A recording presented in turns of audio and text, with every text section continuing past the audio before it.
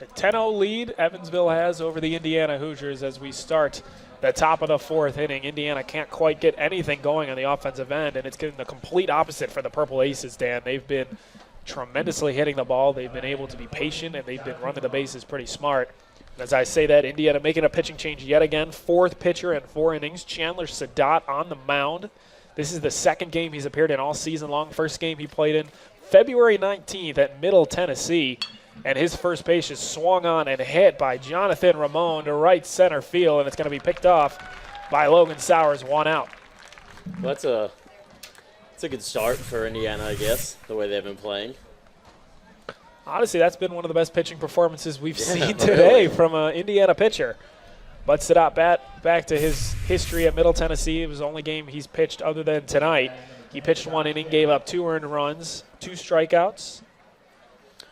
His ERA after that game was 18. Yeah, I mean, it's 1 game, so you can't really base it off the ERA. But small sample size. Yeah. I don't really know how you get the 18 either, but quite a high number. And the 1-0. Swung and hit foul out of play on back in the backstop by Jaywook.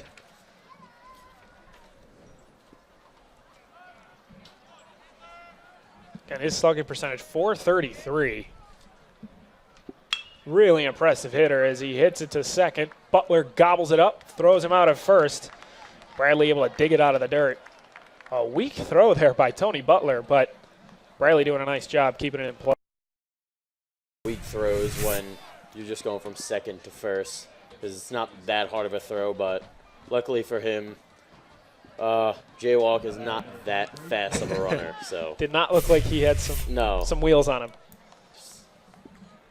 Corbin Williams coming up to bat now. 2 up, 2 down so far for Indiana. That's the type of inning they've wanted since the first. And the first pitch of the at-bat goes in for a strike.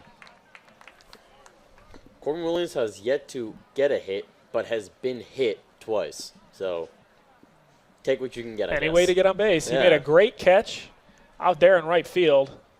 As the 0-1 on the way, change up 75 miles an hour, got Williams swinging way out ahead of that one.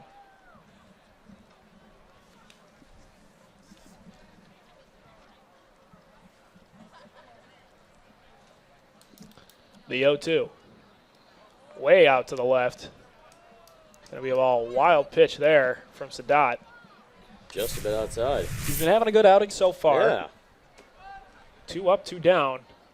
Looks like his curve got a little about too much ahead of him.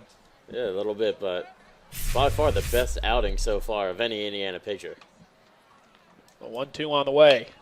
Swung and hit center field. That's going deep, but it's going to be brought in by Didalo. And just like that, 1, 2, 3. Indiana is able to get a solid inning from Sadat. We go to the bottom of the fourth. Evansville 10, Indiana 0, trying to get some offense going. You're watching Big Ten Baseball on BTN+.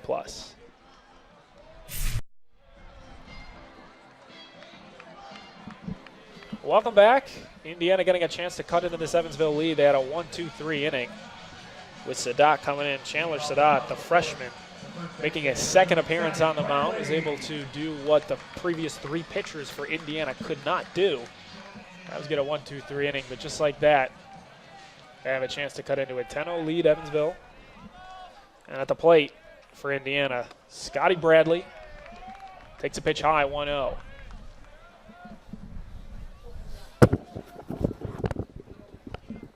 Bradley 0 for 0 today. Gets a good swing on that one. Hits it out to right center. It's going to be brought in by Reeder on the run. I guess the wind on that one didn't really have much of an effect, but hopefully later it will. It was a smooth swing by him. Yeah, it was a beautiful, beautiful swing, but just couldn't hang up long enough. So just like that, 1 up, 1 down for Indiana. We sound like broken records when we talk about their offensive inconsistencies, but it's something that is a prevalent issue for them. Yeah, it's just been, and we saw it yesterday as well. Just can't seem to get anything to go. They just seem like it looks like they're seeing multiple different balls going at once or something, because they're just not seeing the ball well at all. Luke Miller 0 for 1 today. Takes it low and outside, 1-1. We talked about this team. Lamonis was talking, Coach Lamonis, after the game against Cincinnati. It was a 1-1 pitch, swung on a miss, 1-2. He was talking about, he used the same words, uninspired. This team was uninspired. And again, you hear that from Eustace. You hear that from Coach Lamonis. And that's got to wake up some people you'd imagine on the team.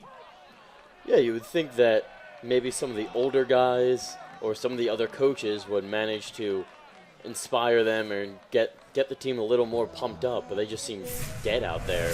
And as we see on this last pitch, really, really great pitch that got him looking. It was low, but not low enough to be called a ball. That's going to be the first strikeout for Gomer. He's going to bring in 2 outs. Pasteur is going to be the one up now. Isaiah Pasteur, the third baseman, sophomore. 0 for 1 today. Seems to be a continuing trend with this team, who is still hitless. The 1-0. Low and outside, 2-0. The only reason they've been able to get on base is because they've been getting hit. Yeah, I mean, hey, do what you got to do. At this point, if you gotta turn your back a little bit and take one for the team, you got to do what you got to do. 2-0, fouled off, spoken like a true baseball player. Hey, I mean, that's what you need to do. if it's not working with the bat, use your body. Pasteur batting .222 with 2 outs. And really at this point, you'd have to imagine they would want any little thing to just get something going. Someone being hit by a pitch, getting walked, a short single, anything to get someone on base to get a rally going, because they're not going to score 10 runs in 1 inning. Right. But you can try to crawl back a little bit. Right. You can't try and get back this lead. And there you go. That's a good start. Short single to left field. Pasteur gets on base, gets the first hit for Indiana. See what they can do. They do have 2 outs, so not a lot of wiggle room for them. But we'll see if they can be aggressive on the base paths. Pasteur was able to get that. It was a good pitch. A little bit high, but it seemed to be right where he liked it. Now with one of the better hitters on the team, Brian Wilhite, coming into bat. Hopefully he can continue with that little hit and maybe start a little rally for Indiana. Wilhite 0 for 1. He bats .310 when there's runners on base, and he's going to get hit. Wow, that was a wild pitch by Gomer. Wilhite didn't even move. He just... almost like he expected it. Yeah, something like that. Just sat there, waited for it. Let it hit him right on the waist. Indiana's got 2 men on base just like that. Still 2 outs, but it's going to bring up Tony Butler, the second baseman. Not a great average, 192. And with runners in scoring position, it doesn't get much better, .059. Yeah, it's not someone you really want to rely on to get a big hit right now, but just anything would be big. Bottom part of the lineup right now for Indiana. A little bit unexpected to see some hitting here.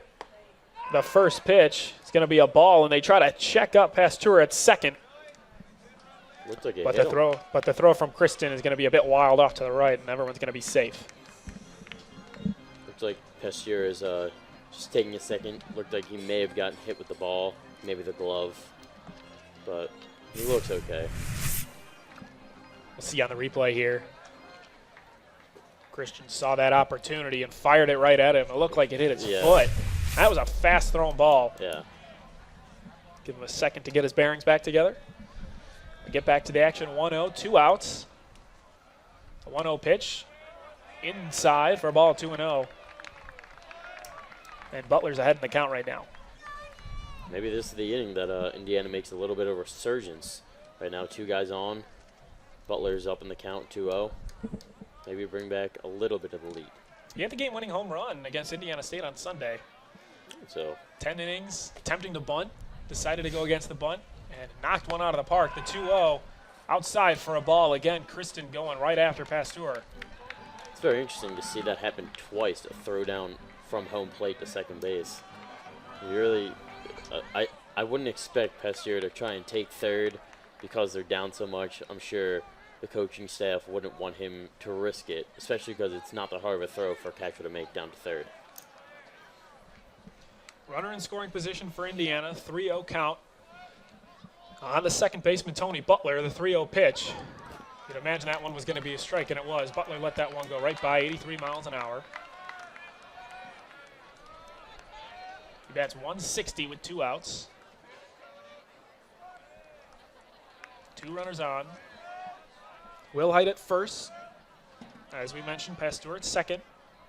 And the 3-1 pitch on the way.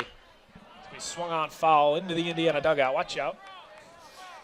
It's very interesting to see that Indiana hasn't been able to hit well, because it's not like the pitcher has done anything really out of the ordinary.